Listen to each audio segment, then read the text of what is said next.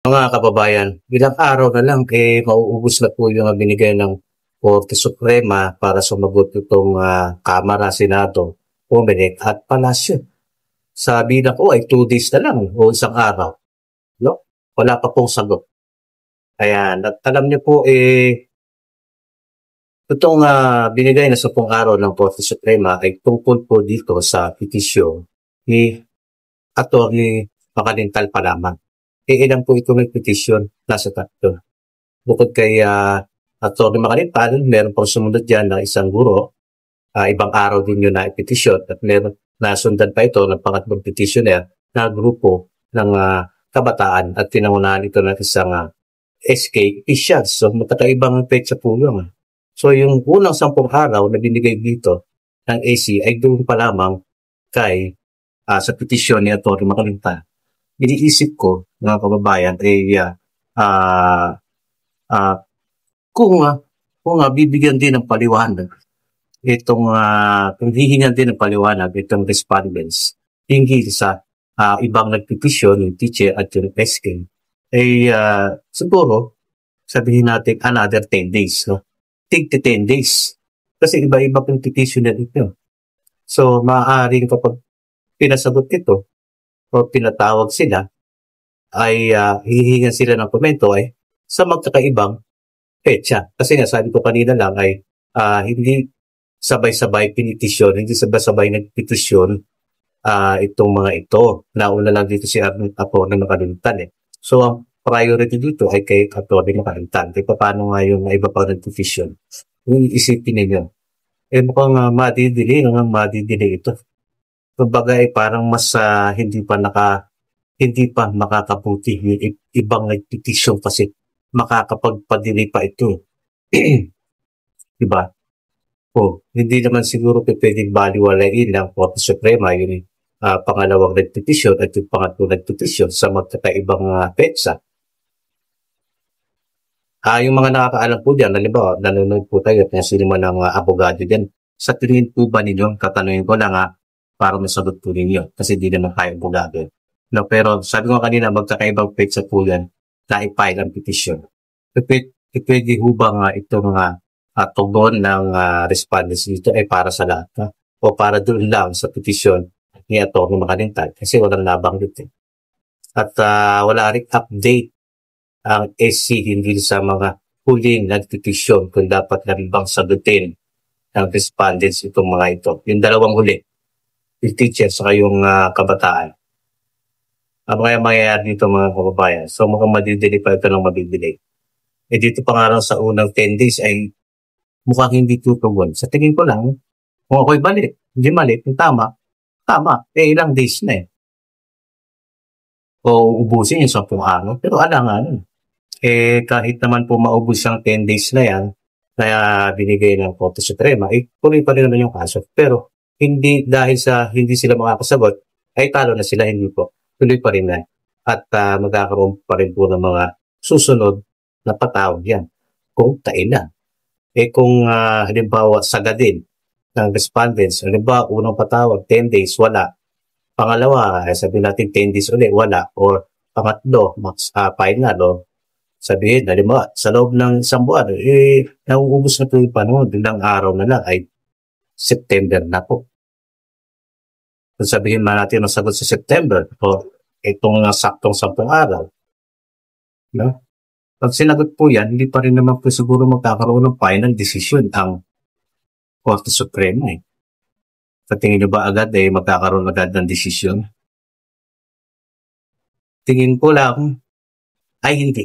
Hindi pa agad kasi depende yan sa isasagot o ikokomento ng respondents, itong Palasyo, Kamara, Senado at Comelec. Mukhang Comelec, hindi pa rin ito sumasagot Mukhang nabibisi sila sa kanilang mga trabaho. Hindi priority, mukhang hindi nila priority yung pagsagot dito kasi batas na nga yan. Hindi po ba? Batas na yan kung tutuusin. Bakit namin magmadali dyan? Batas na nga yan. Parang gano'n. Mag-antay sila. So, ibig sabihin nito, mga kababayan, ay ang mga petisyon, nauna kay Makalintal, yung teacher at yung grupo ng kabataan, at kaibang petsa yan, ay maaaring nakapending. Siyempre, ang status niyan, mga petisyon na yan ay pending status. Mag-antay sila siguro kung kailan sasagot or yung sasabihin ng AC nga, kung after itong 10 days ay walang sagot, siyempre, mag-aano yan ulit, mag-a-announce kung anong, kung kailan petsa ulit dapat sila makatugon dito. Ayan, kumbaga meron ng delaying tactic na nangyari. At mukhang makakapagpabagal pa itong mga nagpetisyon din. No? Tatlo yung petitioner na yan. Ang priority at Tory Makalintal. Hindi pa nga nasasagot. Kung isipin nyo mga kababayan. So ano nangyayari dito? Parang nagiging dihado po ang mga petitioner dito sa lagay na ito ngayon. Dahil ang kalaban na nila rito, ang kanilang pinipetisyon ay isa na pong ganap na batas. Na dapat na talagang ini-enforce. Enforceable na yan kasi Republic Act yan. Diba? Kini-question lang. Eh kung wala pa pong tugon, ubos ang oras nito. So sa October, filing of candidacy na ng mga BSK. At kung sa October ay wala pa rin nagiging tugon ito, ay mukhang delay na ito. Habay papunta ito sa kung ano ang naaayon sa batas. Ano ba ang naaayon sa batas ngayon? Siyempre, yung Republic Act na po, yung RA 12232. Pag sinabi yung naaayon sa batas, kasi delay, November 2. So, masakit masabihin na sa iba, siguro, pag sinabi, mag-move po na kayo. Yung mga nababasa akong gano'n, sinasabi nila, mag-move po na kayo kasi meron ng bagong batas. Ang BSKE sa November 2 na. Isang taon lang naman yan. Ano ba naman yung 1 year? Parang ilang tulog ka lang. Isang Pasko lang. November na, di botohan na. O di tuloy. Makakapagkandidato na yung mga aspirante. At yung mga incumbent na 2 years lang, abay, masusulit nila yung karapat-dapat sa kanila na 3 years. So, fair na yun sa kanila. At mukhang nga din yung tinitignan ko lang, yung saga ng akin na tinitignan ko, kung itutuloy na to sa next year, magiging patas sa kanila. Magpasusunod yung 3 years. Magiging konstitusyon. Magiging konstitusyon na yung kanilang pag-upo. Kasi ang nasa batas na ay 3 years. Nagkaroon kasi ng kagulo-gulo dyan sa BSK postponement na yan. Tutuusin kasalanan naman yung talaga yan ng mga mambabatas, yung postponement na yan. Kaya ginawa na nila itong term setting. Kumbaga ako, no? Sige. Mali ako dyan. Parang gano'n. Sige, mali ako dyan. Ayusin ko to.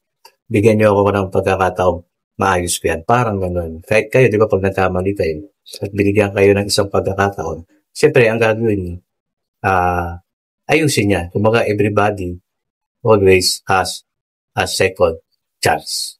Ito na nga yung term setting. Aayusin na nila.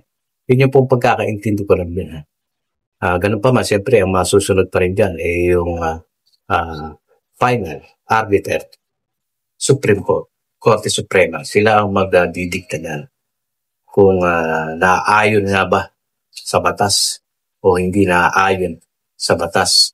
Re-remind ulang ulit kayo na magkaiba po yung una. Talagang walang kukontra doon. Unconstitutional yun.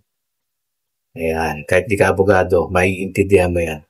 Unconstitutional yun. Kaya lang ngayon ay iba na ito no? At ito pa, yung nag-contra petition. Ano kayang mangyayari dito? Di ba si Atty. Makalintal nag-petition? Kaya pinasasagot sa petition na yan yung respondents, yung Palasyo, Comelec, Kamara, di ba, Congress. Ngayon naman, may nag-contra petition. Magiging vice versa yan. May nag-contra petition. Ngayon, ipatatawag naman din si Atty. Makalintal itong kontra-petition para harapin din, para sagutin din yung kontra-petition. Parang gano'n yan, di ba? So, i-depensa naman ni Atty. Makalintal yung kontra-petition. Sasagutin niya yun. Ang tanong kailan? Kung i-schedule yan bawat petitioner, so sasagutin niya ng respondents, yung tatlong petitioner magkakaiba. kakaiba yan, maaari. O kung hindi, kung isahan lang, ay kailan? Yan ang malaking katanungan dito, mga kababayan. Isipin nyo na lang. Kaya pa ba sa panahon? Magsi-September na. Mahigit isang buwan na lang at October na. At dapat sa October na yan, meron ng desisyon.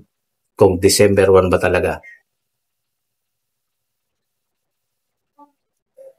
December 1, kung pag sinabi ng Korte Suprema na unconstitutional, yung sinasabi nila ng TRO, asan po yung TRO? Wala naman pong TRO na mention.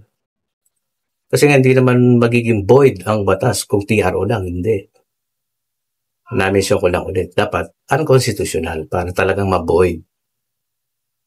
Kasi sa pagkakaintindi ko, nagbasa ko batas pa rin yan kung iti-TRO Kasi batas lang nga. Temporary restraining order. Pero baka yung mababasa na ang isang batas kapag TRO, wala na. Hindi na batas. Wala pong ganun. Batas pa rin yan. At gugulong ang kaso. At magkakaroon pa rin ng desisyon sa huli. Kung unconstitutional o constitution. Ayun po yun. So, kasi dapat naglabas na ng TRO kung sa tingin ng SC na hindi talaga. Hindi, kaso tadaan pa rin sa proseso Sagutan, magkabilang panig, ilan yung petitioner at may kontrapetisyon, iba rin yun. Iba rin paghaharap yun. Kaya ba ng 2 buwan? Tingin ko hindi. Sa pagkakaunawa ko lang, parang hindi kaya Tingnan ninyo yung mga kaso, kung paano dinidinig ang mga kaso. Lalong tatagal ito dahil sa mga iba pang petitioner at may kontra-petitioner pa. At yung respondents na inaantay, wala pa akong sagot. At kung sumagot man yan, sa ibang petition, nagigets nyo? Iba kayo rin, iba ang schedule yan. Pinapauna ko lang sa inyo yung ibig ko bong sabihin. Kasi naisip ko bigla ko naisip, yung 10 days na yun ay para sa tugon pa lang yun sa petition ni Atty. Makalintal. Paano pa pala yung iba? Ibang 10 araw din. Tapos yung nag-contra-petition, katatawag din si Atty. Makalintal, 10 araw din. Kaya dapat talagang, sabi ko sa inyo, dapat natutuldukan ito. Kung ano man ang maging desisyon nila dyan. Isa lang. Isa na lang talaga dapat. Meron na tayong umiiral na batas November Enforceable na nga po yan Ayan na nga po ang nangingibabaw kasi batas na po yan. Depende na ito sa AC. So, comment kayo dyan mga kababayan. Isipin nyo lang kung ano yung content ko para sa inyo ngayon. Para mag-analyze din kayo. Hindi lang ako. Matututo rin. Lahat tayo dito pwede mag-analyze, pwede mag-komentaryo. Napapractice yung ating utak niyan. Siyempre, pasikot-sikot niyan. Yan, may sitwasyon na naman pala ngayon na isa. Hindi pa yan namin mention sa iba. May sitwasyon ngayon dahil hindi lang isa ang petitioner. Ang inaantay na sagot ay doon pa lang sa petisyon ni Atty. Makalintal. Okay, so na-share niya ating video ngayon. At sa mga bago lang napadaan dito, BSK po ang ating pinag-uusapan. Barangay SK election na nagiging controversial. Ayan. Pa-share po, comment. God bless.